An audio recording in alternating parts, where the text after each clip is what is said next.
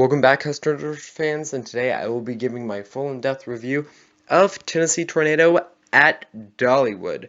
This is an aerodynamics custom looper coaster, and this was one of the last roller coasters that Aerodynamics did.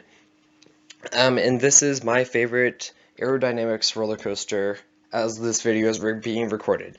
I have not ridden Viper yet or X2 at Six Flags Magic Mountain, or the few other really good aero coasters that are out there. Anyway, so this coaster is extraordinarily short. It's very smooth. There is not a headbanging part of this ride. It consists of just 3 inversions: a sidewinder, a vertical loop, and a dive loop. All these inversions are just massive. If you've seen an aerodynamics roller coaster, you'll just think, no way Aero made this. It is so massive. The inversions look nothing like Aero's inversions. If you've ridden Vortex at Kings Island, or even Viper at Six Flags Magic Mountain, because it looks like the same setup as Vortex, the inversions don't compare. It's just big and massive, and it's just in your face. Tennessee Tornado does have a bland color scheme, in my opinion, but it makes sense because it's supposed to be like this village that got hit by this tornado, so there's a bunch of rust and stuff, and the tornado just went through and just tore everything up, so you'll see some tractors in the trees, all that fun stuff.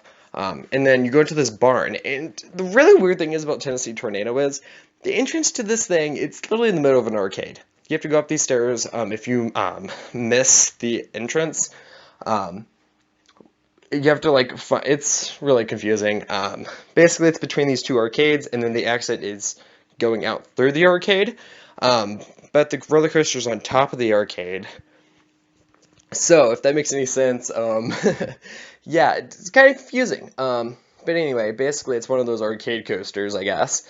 But anyway, once you get to the station, you climb these stairs, you see a bunch of these random posters talking about like facts about tornadoes and myths about tornadoes. And then that's about it. And then you get to the station, and you board your classic aerodynamics custom looping coaster trains, and you go basically into this barn. You just hear a bunch of like wind and like tornado sounds, and then you do another little dip, and then up this slow chain lift. Classic aero chain lift. Anyway, after a minute or so, you get to the top, go through this tunnel, and the tunnel really, that's where the camera is, so the flashes, so it's kind of like lightning in the sense, and it's really disorienting. Then you go, and then when you enter out of the tunnel, you don't even realize you're out of the tunnel until you're upside down in this massive vertical loop. Then you go through the sidewinder into the dive loop, then up into the brakes you go. And the brakes slam you to a stop. So you just go flying into the restraints, which honestly, I feel like that's pretty fun. Most people probably don't think it's that fun, but I thought it was pretty enjoyable. And then you make a left-hand turn to the station, and that's the end of your ride. Anyway, this ride's very short, which is my main complaint for this ride, but I love aero coasters. Love how they sound, love how they feel. Just overall, just a fun ride. Out of 10, I would probably have to rate it a 7. My favorite aero coaster, the reason why I'm giving it a 7 is because it's super smooth and stuff, but the ride is just way too short. They could have done so much more to Tennessee Tornado. It just felt like a very short ride.